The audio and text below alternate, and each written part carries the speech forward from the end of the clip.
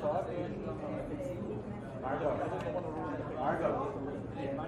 are you?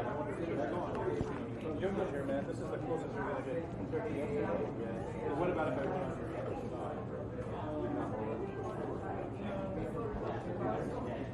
I'm just afraid to go back here.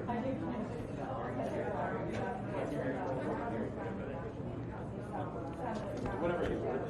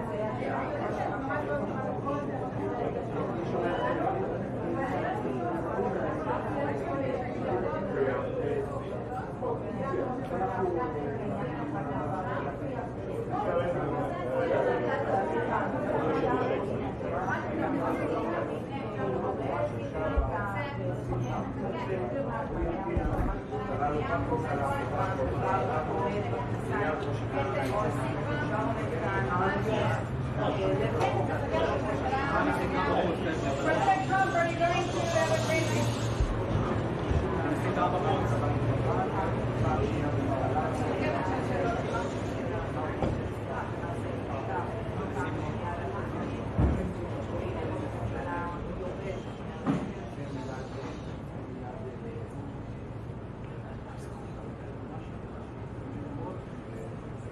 יאללה, אתם רואים אמא? תגידו לי אם אני בטוח שאני אדבר תוך כדי. נדבר את זה, אני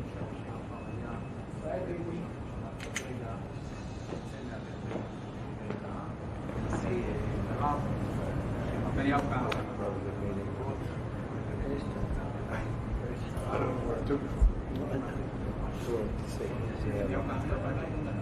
Does anybody recognize this man?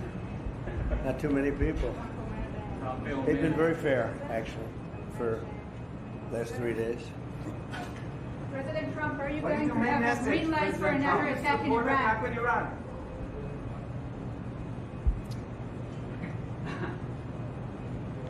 Okay. Go ahead. Mr. President, how quickly should you hope to move to phase 2 of the peace plan for Gaza? As quickly as we can, but there has to be a disarmament. You know that we have to disarm with Hamas. So one of the things we'll talk about certainly, but there has to be a disarming of Hamas. Otherwise, very quickly. Yeah. Can you say anything more about the explosion in Venezuela that you mentioned in a radio interview? Did the military do that? Can you share any more details about Well, it doesn't matter, but there was a major explosion in the dock area where they load the boats up with drugs.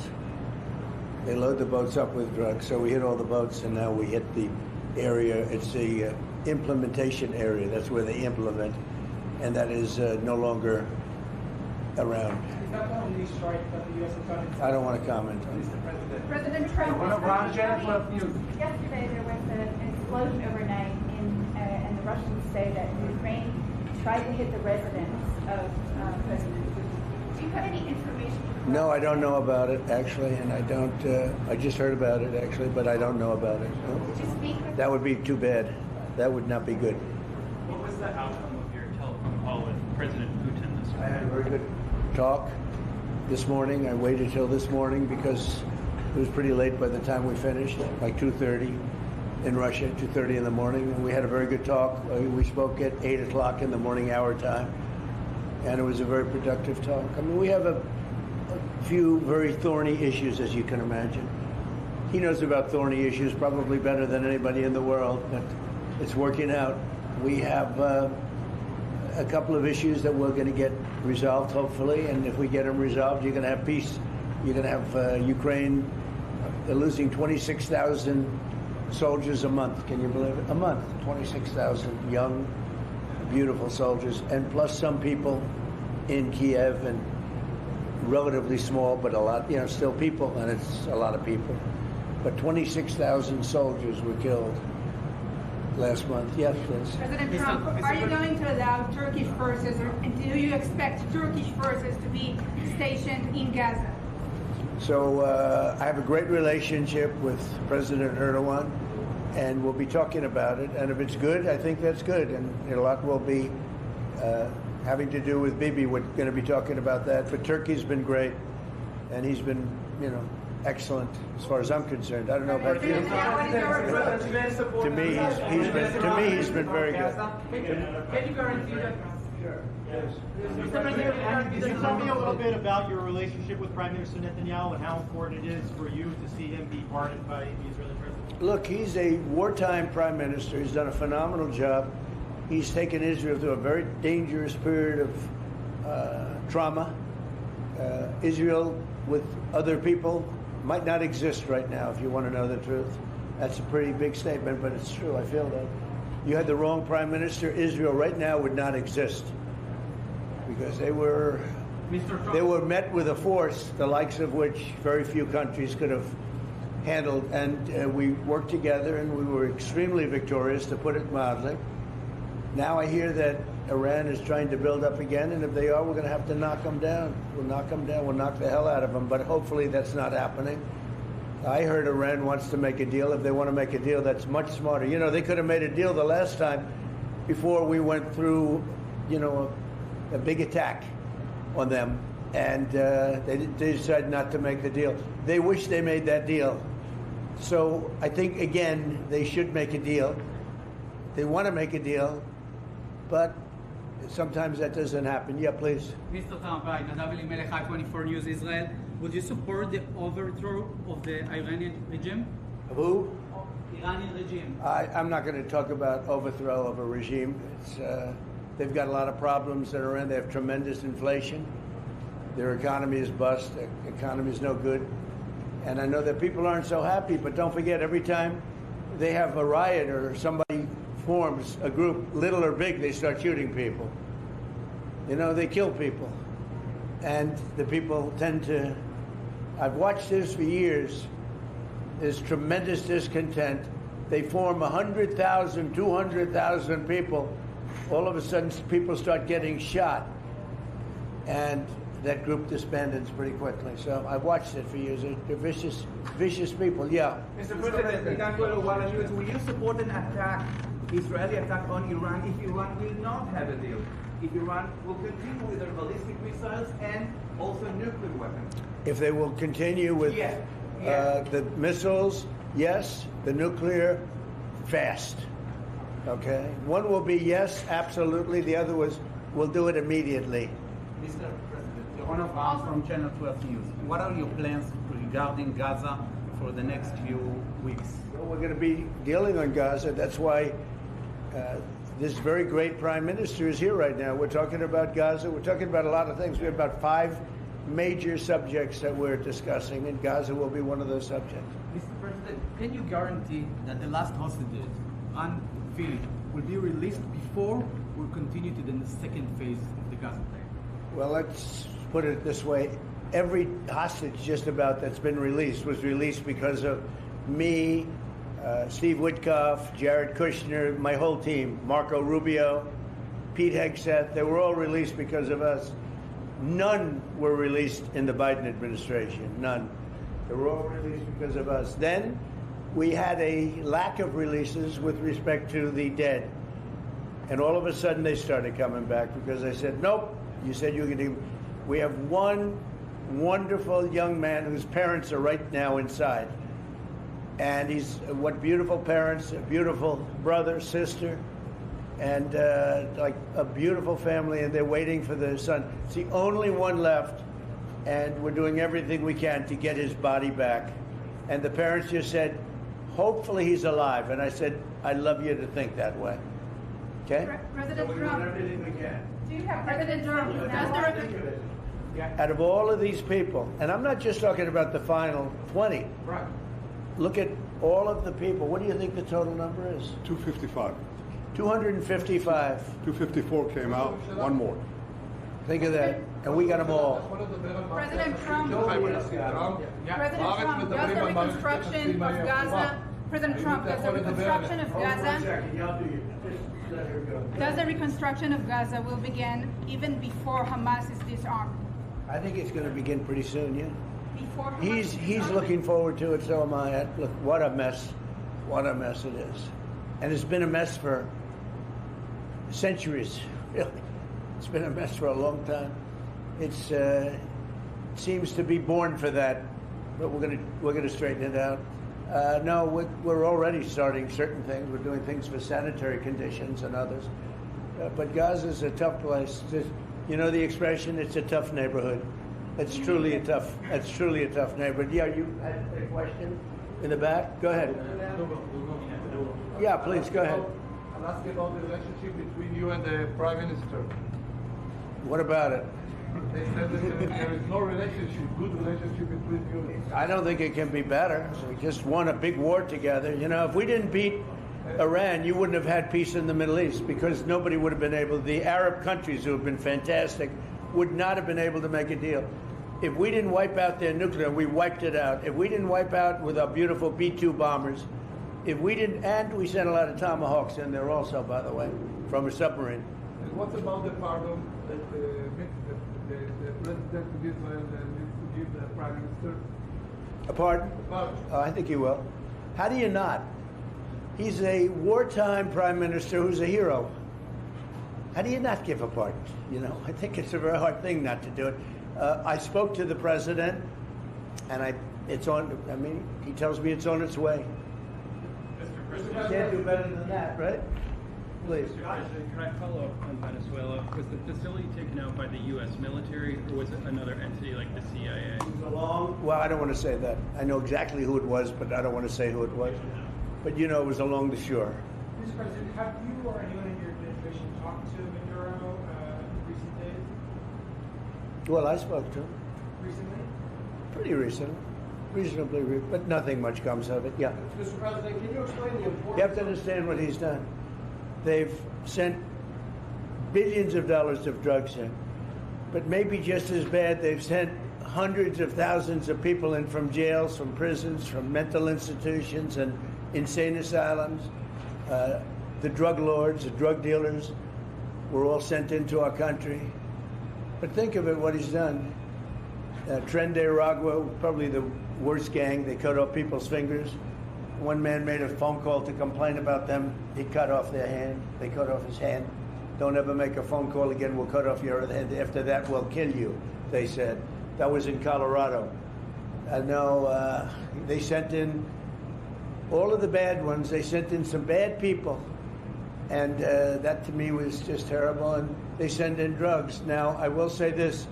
97% of the drugs coming in by sea stopped. We're trying to figure out who the other 3% are. They have a hard time getting people to pilot those boats.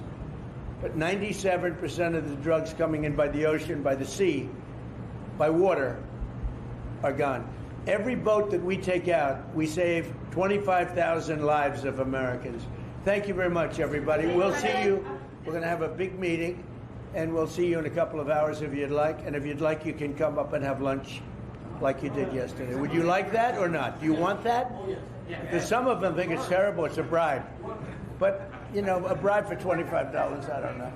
If you'd like, you can go. And if you don't, you can stand in a driveway and melt. All right? But if you want, will you work on that, Margot? Yes, sir. Is Margot doing a good job? She's a star. She's too nice. Her only problem is she's too nice to you. And you're not nice to us, but that's okay. Margot, take them up and have a beautiful lunch, and we'll see you later. Are you worried that the alleged strike on Putin's residence could scuttle the peace? Yeah, I don't like it. It's not good. I heard about it this morning. You know who told me about it? President Putin told me about it. Early in the morning, he said he was attacked. It's no good. It's no good. Don't forget, you know, the Tomahawks. I stopped the Tomahawks. I didn't want that. Because we're talking about, you know, it's a delicate period of time.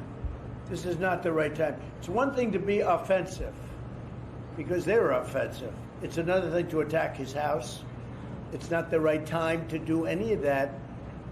And can't do it. And I learned about it from President Putin today. I was very angry about it.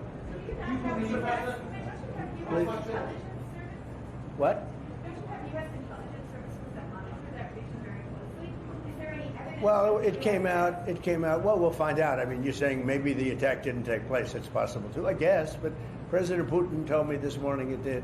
One question, Mr. President. Can you expound on the importance of a strong relationship with the state of Israel? And Mr. Prime Minister, you called President Trump the strongest friend for the state of Israel. You work with numerous administrations, numerous presidents. Can you expound on that and what makes President Trump such a strong friend for the state of Israel? Why don't you go first? I'll say it again and again and again. We've never had a friend like President Trump in the White House. It's not even close. And I think you can judge that by not merely by the frequency of our meetings, but by the content and the intensity. I think Israel is very blessed to have President Trump leading the United States, and I'll say leading the free world at this time. I think it's not merely Israel's great fortune. I think it's the world's great fortune. Well, I just want to say that it's very important who the Prime Minister and President of Israel is. We have a great relationship. It was an honor to speak before your leaders. That was a great honor for me. I think it has not happened before, or something they told me. But the relationship's been extraordinary, and Bibi's a strong man. He can be very difficult on occasion, but you need a strong man. If you had a weak man, you wouldn't have Israel right now. Israel would have been, Israel with most other leaders would not exist today. They would not exist.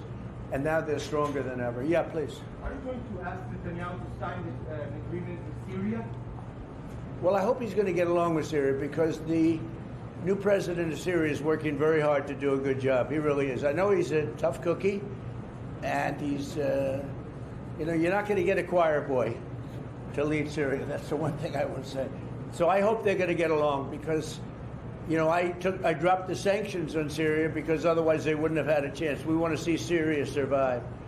So we're going to be talking about Syria too. Okay. Thank you very much, everybody. Have a good time. Go have a good lunch. Prime Minister Netanyahu, Thank there's you. a lot of steps regarding. After you hear these things, I think better to quit now. Thank you. Thank you.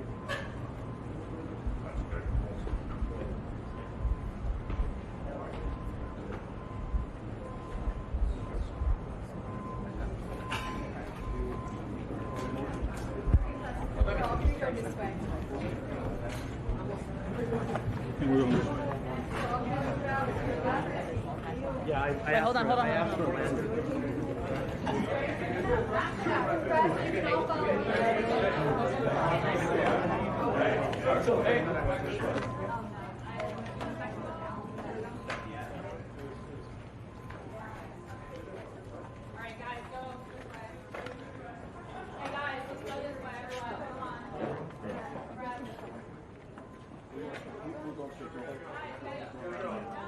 We're going to talk to you.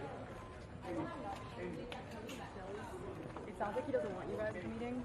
Sure, how have you been? Hanging in there. How are y'all getting along? Yeah. Working hard, man. Nice to see you. It's cold here.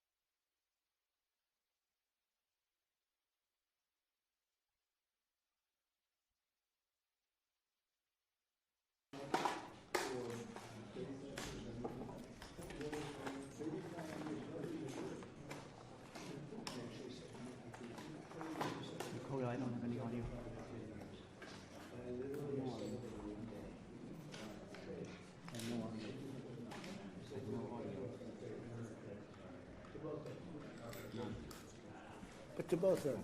I said, we're going to cut you off. No more trade. Then I put 200% tariffs on. The next day they called. We looked. 35 years of fighting, and they stopped. Do I get credit for it? No. They gave me. I did 8 of them. India. How about India and Pakistan? And then, so I did 8 of them. And then I'll tell you the rest of it. How are you doing? Okay. Good. You're going to all be outside, the beautiful sun? Good. Enjoy your lunch. It's a very good group. We made a lot of progress already. We had about a 5-minute meeting, and we've already settled about 3 of the difficulties. So thank you very much for being here. Thank you, press. Thank you, press. Thank you, press. Thank you, press. Thank you. Thank you very much, everybody. Thanks, guys. They can't get enough. Well, they can't. But just think so.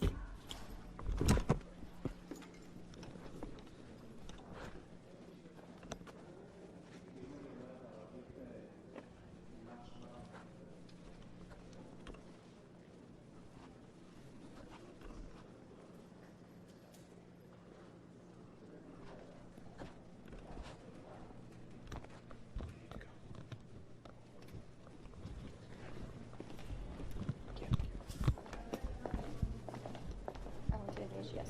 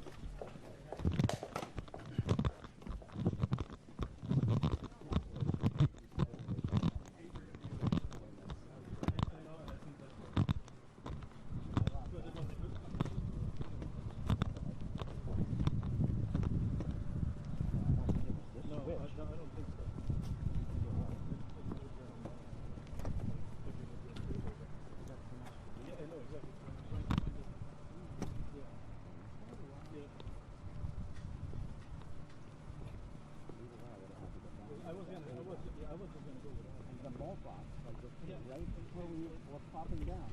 You couldn't take it out. I know, you and Alex.